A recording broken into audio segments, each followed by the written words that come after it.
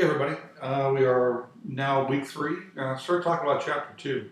Let's put some form to policing so we can start to see how policing developed.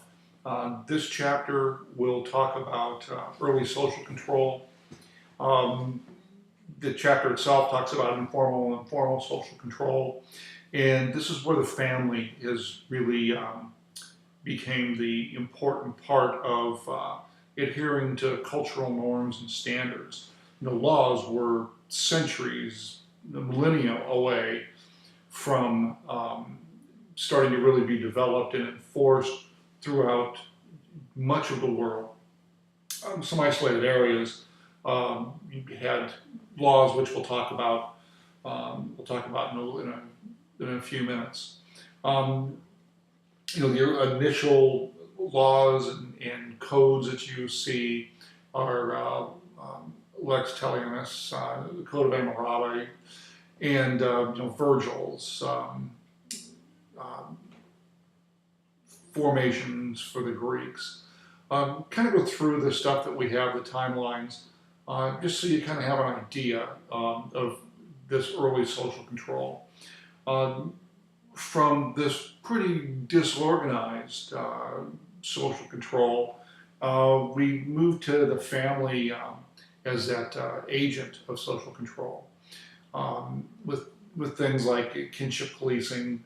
Religion becomes more and more, as religion solidifies as an organized force in people's daily lives. Religion itself becomes much more of an issue to enforce laws, and again, I use the term social norms because that's a really important concept. Eventually, as governments, especially because now we're going to really focus on England, and since England has so much to do with our development as a country, we see the military will adapt that role as the one that keeps order and peace.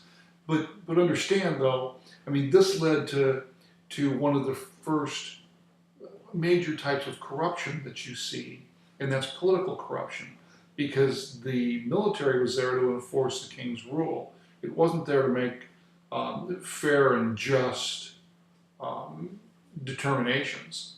So when people would rise against the king, the military would come in and suppress that. And you still see that in, throughout the world. Going to be interesting to see what happens in Venezuela right now with all of the political strife they're undergoing, and if there's a military intervention. Pretty interesting idea. With the initial formation, we see things of, like the tithing systems. Those were basically, the tithing was a way to organize people for use in the military. When the military had needs to maybe suppress invasion, that was the first direction. Now, the religion has several different trials by ordeal, different ways of determining guilt or innocence, and the religious aspect acts much more like a court or an appellate function than you would see in or that you would see now, currently. So probably the first big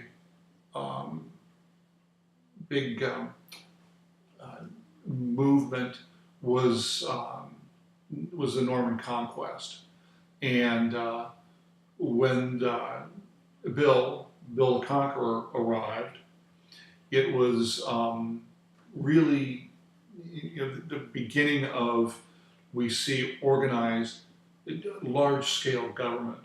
William the Conqueror was very much concerned about maintaining power and bringing Norman rule to England. So as you go through that, make sure you keep an eye on it because you're going to see all this stuff again. Really like all this stuff, so it's gonna pop back up. One of the things to understand, and I talked about it in a written assignment, was that in response to a written assignment, that by the 1200s there were 200 separate felonies. I mean, that's ridiculous. And a felony was defined as any crime in which the penalty was death. So 1,200 death penalty eligible type crimes. So we see that the private individuals now become, use the term, drafted to assist in crime control. And if a person failed to notify or identify a suspect and arrest them when they saw a felony, then they would be charged with a felony. You started to see the concept of constables, but a constable was usually for tax collection. Was the idea that you would see with the constable. We moved through to the era of I call it the commission era, the monetary corruption of people, and probably the first group would be known as the thief takers. The thief takers were basically criminals that either banded together or under the leadership of another criminal would do find people that were suspected of crimes, would prepare investigations on people that were suspected of crimes. Fortunately, they were paid by reward, and so it was much easier to find a criminal, make him look guilty, and then take the reward when they were punished, as opposed to actually doing what was required. Really, a very interesting time. The thief takers would be contacted by a victim. They would go, the victim would tell them what happened, what was missing. They would go find the bad guy. Bad guy would go to the court system, British court system.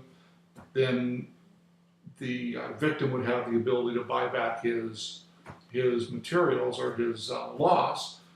And if that one didn't happen, then the thief taker could go and could sell that at a profit. So you can see how that was a pretty good operation.